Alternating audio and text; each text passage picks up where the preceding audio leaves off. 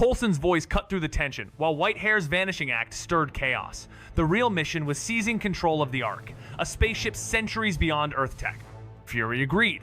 Whitehair might have hijacked S.H.I.E.L.D., but left behind keys to an unstoppable symbiote army and dire knowledge about a threat from deep space. Meanwhile, high above in Stark Tower, Tony Stark stared into the void, conflicted he'd never ally with someone like Whitehair unless something deep had changed.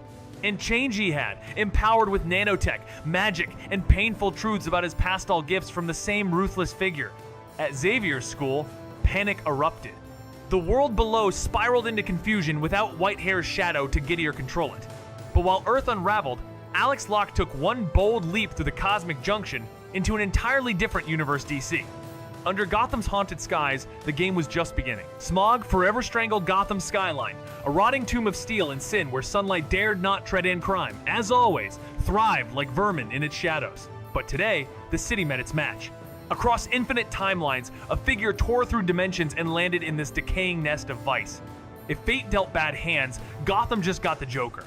Meanwhile, gliding like a whisper across the rooftops, Selina Kyle moved with feline finesse. She was the queen of the steel. Every ledge her throne, every vault a playground. Tonight's target was a petty gang's treasure trove rich in gems, poor in defense. One smooth infiltration, one shimmering jewel, and she vanished without a trace.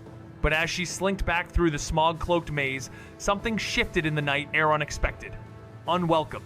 Unstoppable. Smog strangled the skyline, Gotham rotting under its own filth, where crime fed like insects beneath steel giants. But something tore through reality today, a visitor not born of this world, one who didn't bring misfortune, but handed it out.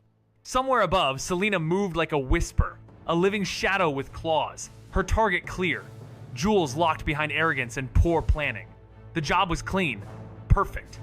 But fate doesn't leave without a calling card. As she slipped away, shadows bent unnaturally. Gotham had been chosen, and the night had only just begun. In the shadows of Gotham's crooked skyline, a voice warns of a city soaked in crime and despair, but Alex Locke doesn't flinch. He's faced giants larger than worlds and walked through broken timelines. What's a grim city compared to cosmic collapse? With a smirk and the gleam of 1,000 choices behind him, he meets the skeptical gaze of the woman before him, tossing out names like Iron Man and Captain America as casually as memories. She doubts him, labels him a lunatic maybe, but can't look away.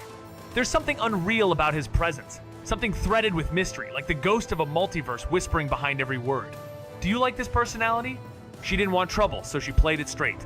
Aren't those from Marvel Comics? That one line hit Alex like a portal opening in his brain. Marvel?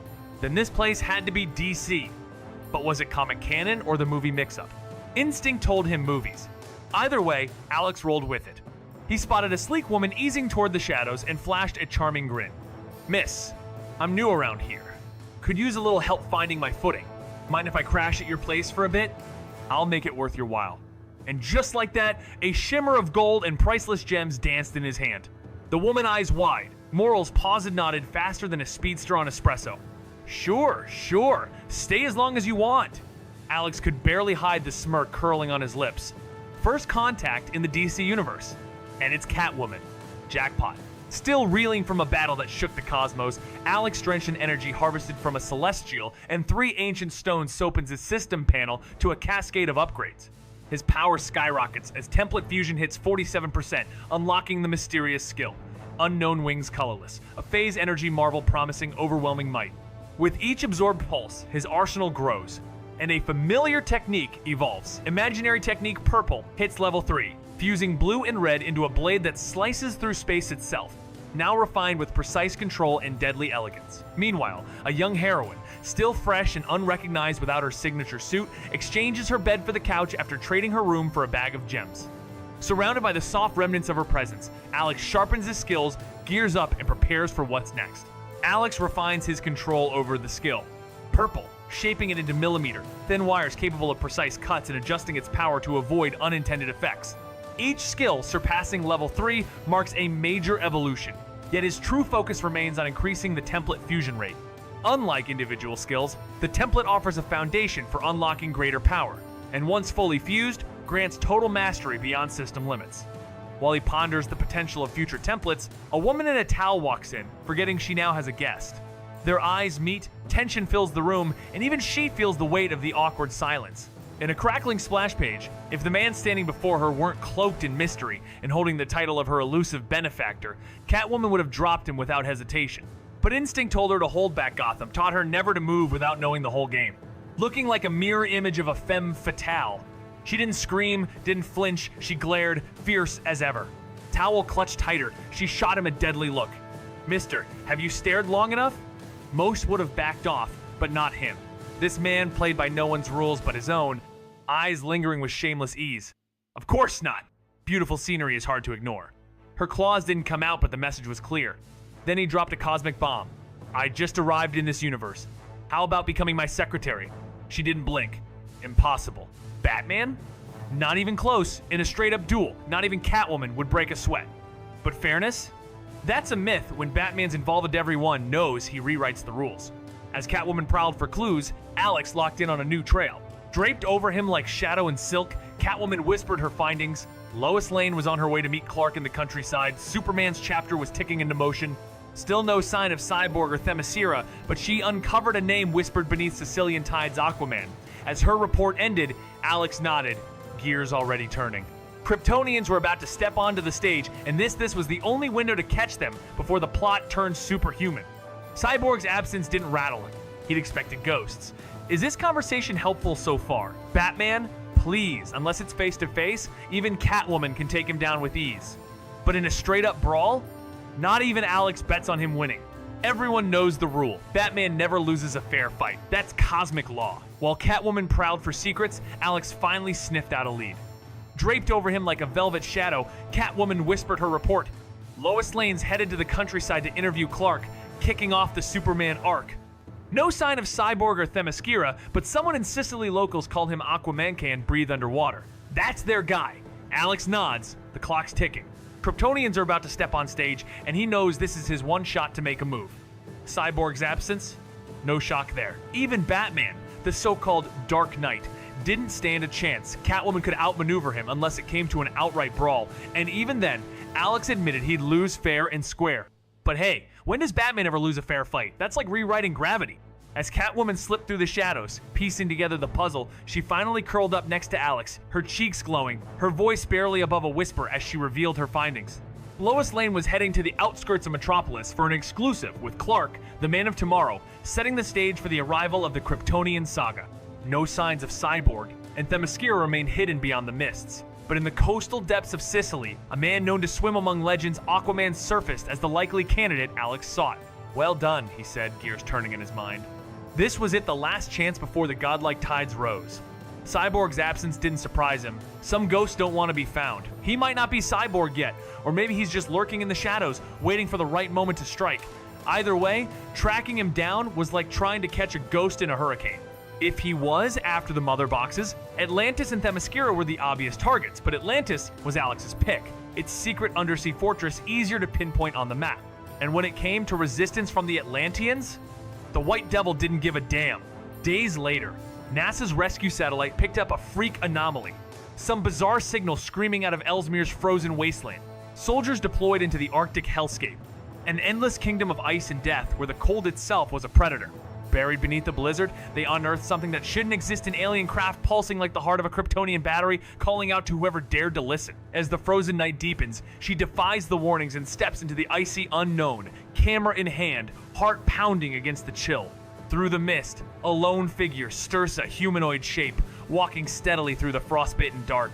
Curiosity pulls her closer, until a metal behemoth strikes her down.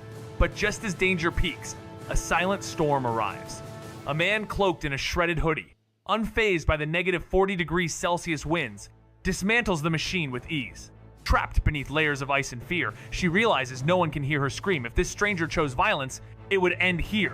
Yet he doesn't. He saves her. He binds her wounds. He carries her back to the light. As the alien ship vanishes into the stars and rescue whirs into view, she lies still, breath caught between frost and awe. But far beyond Earth's edge, something ancient has taken notice. As the frozen night deepens, she defies the warnings and steps into the icy unknown, camera in hand, heart pounding against the chill. Through the mist, a lone figure stirs a humanoid shape walking steadily through the frostbitten dark. Curiosity pulls her closer until a metal behemoth strikes her down. But just as danger peaks, a silent storm arrives. A man cloaked in a shredded hoodie, unfazed by the negative 40 Celsius winds, dismantles the machine with ease. Trapped beneath layers of ice and fear, she realizes no one can hear her scream. If this stranger chose violence, it would end here. Yet, he doesn't. He saves her. He binds her wounds. He carries her back to the light. As the alien ship vanishes into the stars and rescue whirs into view, she lies still, breath caught between frost and awe. But far beyond Earth's edge, as the icy veil of night descended, the air grew mercilessly cold, but she refused to stay put, camera in hand, eyes sharp, heart pounding with purpose.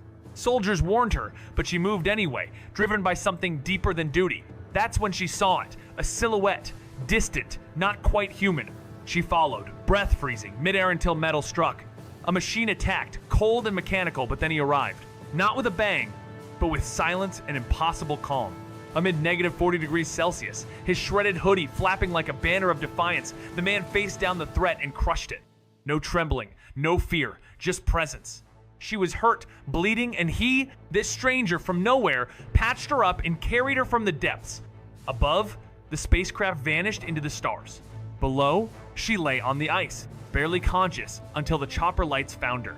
But far beyond that frozen silence, something else was listening, something not of this earth, now aware, now watching. Something ancient has taken notice. A bloody cosmic invasion loomed over Gotham as Alex pushed his six eyes to the limit, each surge of experience refining his command over energy and perception until the system finally declared his breakthrough. Six Eyes Level 5, an evolution unleashing 360-degree vision, the power to track energy flows, piercing X-ray sight, and the uncanny ability to shape energy beyond natural law itself. His mind flooded with data so vast it seemed to crack open reality, stretching his awareness across 1,000 kilometers in every direction, where once he had only glimpsed shadows. In this heightened state, he felt the echo of ancient techniques, an inheritance from a world of cursed powers that let him release forces with near-zero effort. With his senses blazing like a living supernova, Alex knew that no matter what nightmares rained from the stars, he was no longer the same man who first stared into the dark. Do you like this personality? While cradling Selena, Alex's enhanced six eyes locked onto a blur, tearing through the sky, a humanoid figure soaring with unrestrained excitement, absorbing the yellow sun like a living battery, muscles flexing, senses blazing. The truth was unmistakable. Superman had taken flight. The moment shattered Alex's calm. As Selena whispered seductively in his ear, trying to reignite his attention, he remained distant, mind spinning. The presence of Superman meant the timeline had advanced. The suit, the flight, the power surge, it all aligned. General Zod's arrival was imminent. While cradling Selena mid-clean, Alex's hyper-enhanced six eyes caught a blurred airborne figure slicing through space like a missile. The yellow sun supercharged the intruder's every cell, layering power into sinew and senses. As the image sharpened, Alex recognized him. Superman, exhilarated by newfound flight, crackling with energy as his biofield lit the sky. But the scene didn't sit right. Selena, sensing Alex's distraction, leaned in close, her voice like velvet, trying to reel him back into the moment. "Boss, what are you thinking about?" She purred, but he was gone. The mood broke. Reality clicked into place. Clark had his suit. He was flying. That meant the timeline was set.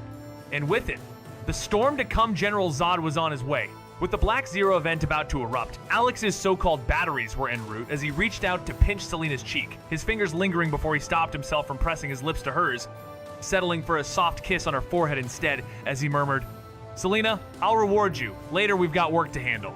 Though she pouted in protest, her curiosity sparked as she asked what kind of work he meant, and Alex's grin widened.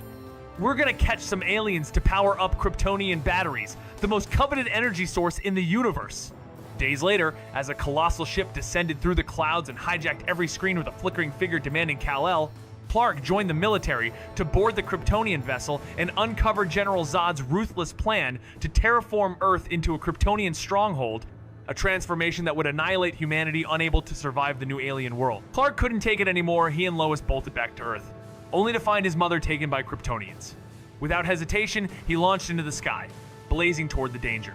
Face to face with General Zod, Clark smashed his helmet, sending Zod into sensory overload and forcing his retreat. But the battle wasn't over. Feora and other Kryptonians remained, shrugging off military firepower like it was dust in the wind.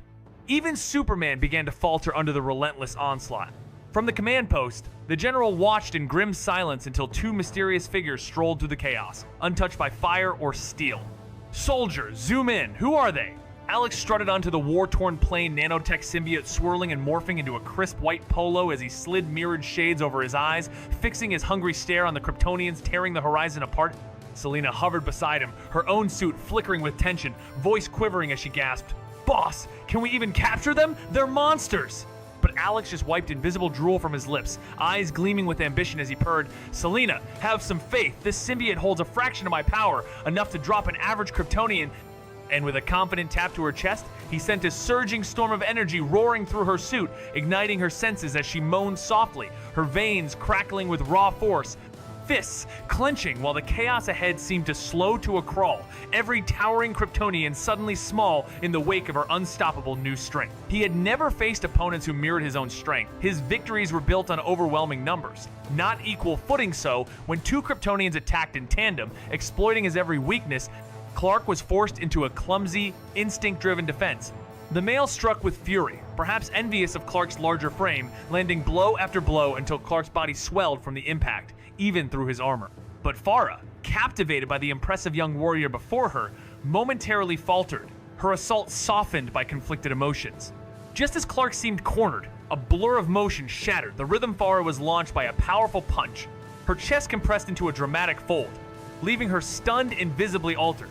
Watching a jubilant figure, framed in explosive curves, leap into the fray ignited raw jealousy in Feora's heart. Was this human woman truly a threat? Or simply a dazzling distraction with burdens that might tip the scales in battle? Is this conversation helpful so far? Clark had never faced foes who matched his raw power, and without his usual advantage of overwhelming numbers, he was left swinging with clumsy instinct. Now ambushed by two relentless Kryptonians, every strike exposed his inexperience. The male seemed fixated, perhaps envious of Clark's impressive build, targeting him with brutal precision until even his armor couldn't hide the swelling damage. Feora, caught off guard by Clark's presence, hesitated her, strikes softened, her body reacting against her will. Just when Clark seemed overwhelmed, a blur of power exploded onto the scene, sending Feora flying. The blow caved her chest inward, leaving a dramatic valley even Kryptonian resilience couldn't mend in an instant. As the human woman twirled joyfully nearby, Feora's gaze burned with jealousy, wondering if those curves were strength or burden, and if envy alone could restore what was lost. With a glare sharp as broken glass, she spat at her rival. "So this planet does hide some strength, least you're proof. But you're still pathetic, you could never topple me." From the instant their eyes locked, she knew the Earthwoman barely understood real combat. Even if her speed and raw might edge past her own, experience would seal the outcome. Catwoman, her posture radiating supreme arrogance, puffed her chest in a silent mockery that stung deeper than any blade. Months of leveling up with her mysterious ally had transformed her into a force rivaling any Justice League Titan. "That's it? That's your grand display?" she sneered, confidence surging in her every word. The insult shattered Feora's icy composure. Her voice cracked with hate as she screamed, "I'll rip that filthy mouth apart and shred your worthless chest to dust." And with her fury unchained, she lunged, blazing with the one pain she could never bury. Feora lunged but was blasted backward like a rag doll in zero gravity. "What are you?" she gasped, eyes wide with disbelief. Beneath the silent storm of 6 spiraling eyes, Alex stood unmoved.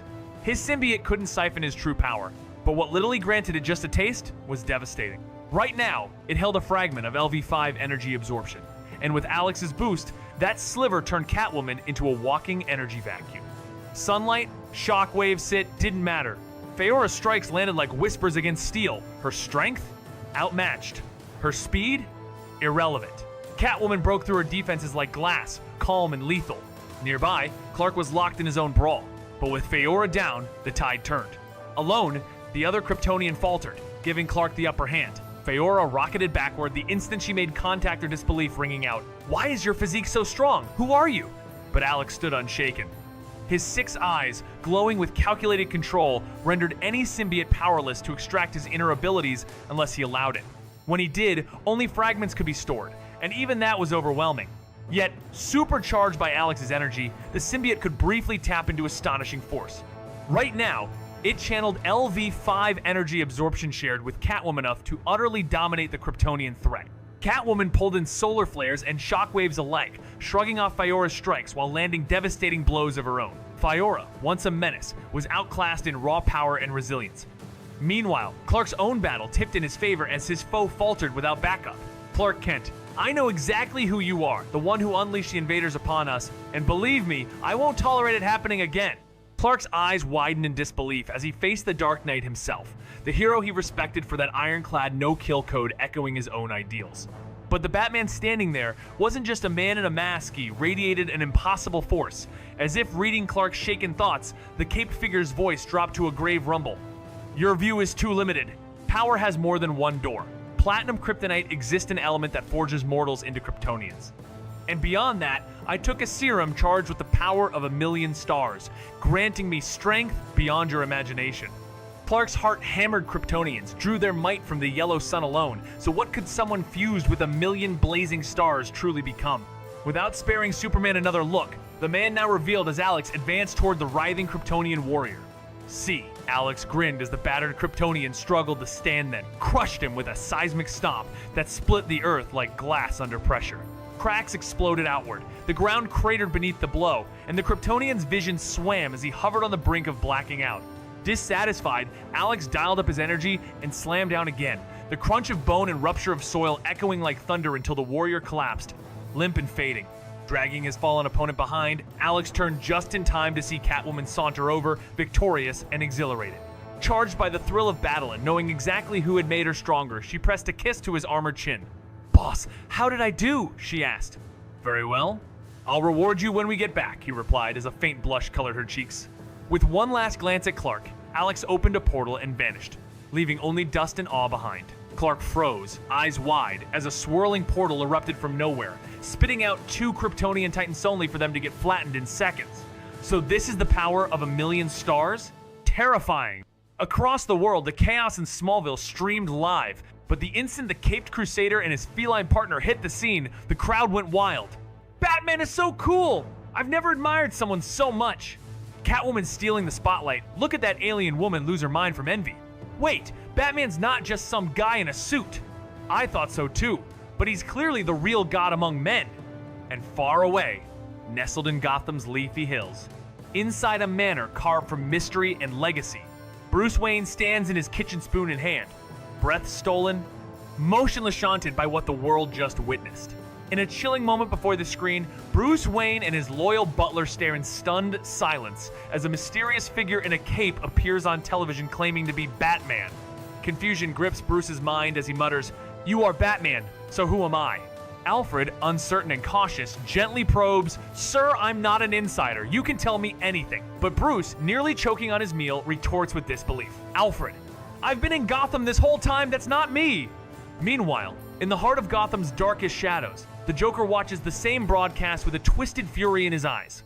As Batman battles another caped figure, Joker's voice breaks into a manic laugh. "Batman, the one you love most should be me. How could you betray me?" His obsession ignites into action. He must reclaim Batman from this new rival. And elsewhere, a portal opens as Alex steps through, returning to Selina's seaside villa, a quiet, ventilated escape from lingering remnants of the past, untouched by the chaos building in Gotham's core. Alex merges 2 symbiotes with Kryptonians, aiming to replicate their solar-powered growth. Suspended in the sky by a warped force field, the Kryptonians absorb yellow sunlight, but the energy flows directly into Alex instead. While he and Catwoman lounge below in the sun, Alex's energy stabilizes and expands. Feora, confused by her weakening state, realizes all energy she generates is being siphoned. She stares at Alex, stunned by his power, and listens as he casually mentions other Earth protectors. Covered in restless black goo, she questions its nature. Alex calmly replies, he's experimenting soon. Kryptonian batteries won't be needed. Kryptonian batteries? The insult cuts deep. Feora's fury is barely contained as her enemy mocks their might, equating the elite of Krypton to fuel cells. But rage won't help. She's wounded, outmatched. Alex, cool and cruel, gulps down a cherry from Catwoman and keeps talking. That creature? A symbioteon that copies powers, limited but potent, and he believes he can mirror Kryptonians just fine. He floats Feora up like a puppet, pinching her face, staring her down. Her fear is real. Then comes the blow. He can make these symbiotes endlessly. Soon Earth will crawl with pseudo-Kryptonians. Interesting, right? He sneers. Feora says nothing but her mind races. Zod must know. Earth isn't a target, it's a trap. Far off in space, Zod notices Feora's absence, his sharp gaze slicing through silence. A soldier steps forward. General, 2 unknown powerhouses appeared on Earth. The deputy commander's been taken alive. General Zod pauses, his gaze cold as unexpected resistance rises from Earthmere surprise. Not concerned. Feora and the others are still new to the Yellow Sun. Their strength hasn't peaked. He commands, a few more days of exposure, then Earth will fall. Soon, the Kryptonian ship Dividestone Park crashes into the Indian Ocean. The other descends upon Metropolis. With Zod's order, the world engine roars to life. On a distant coastline, Alex senses the surge. His grin's sharpness is the power he's been waiting for. Feora, watching him, shudders and whispers prayers to Rao. Meanwhile, Earth's defenders respond. Superman teams up with Earth's labs, preparing a desperate gambit. One plan launched Clark's arrival ship into Zod's, triggering a singularity to pull the invaders into oblivion. Clark races to the ocean, tearing through the engine's defenses, his body caught in a swarm of alien tech. Yet he fights on, alone, determined to end Krypton's last hope for conquest. Through fierce struggle, he tears free from the writhing grip and rockets toward the belly of the world engine, where Kryptonian air claws at his strength, but he won't stop. Energy surges, fists clenched, he roars upward through a torrent of power. The end is in sight. Earth might just be safe. Then boom! A shadowy figure materializes, unmoved by the planet-melting blast surrounding them. Eyes calm, one finger raised. Clark's charged punch meets Itan, shatters his momentum like glass. A shockwave detonates as he's hurled like a comet across the sea, skipping through waves like a stone, helpless. Drenched, stunned, he finally sees the figure, the Dark Knight himself. And through broken breath, only one word escapes: why? Batman's silhouette stands tall, but it's not him. It's Alex, cloaked in shadow, baiting the world engine for its surge of raw energy. He's waited, starved of Kryptonian cores, all for this moment, unwilling to let the chance slip before the elusive Mother Box appears. Superman confronts him, demanding its destruction to save lives. But Alex, smiling with eerie calm, replies, "You cannot destroy the world engine. It is useful to me. The Man of Steel won't budge. People are dying." His voice rising with righteous fury. Alex laughs, promising to stop it himself, siphoning power as Crimson Force coils around him. Yet trust is shattered. No, I must destroy it myself. Superman charges. Displeased, Alex flexes, no longer facing a legend, just a cinematic VE.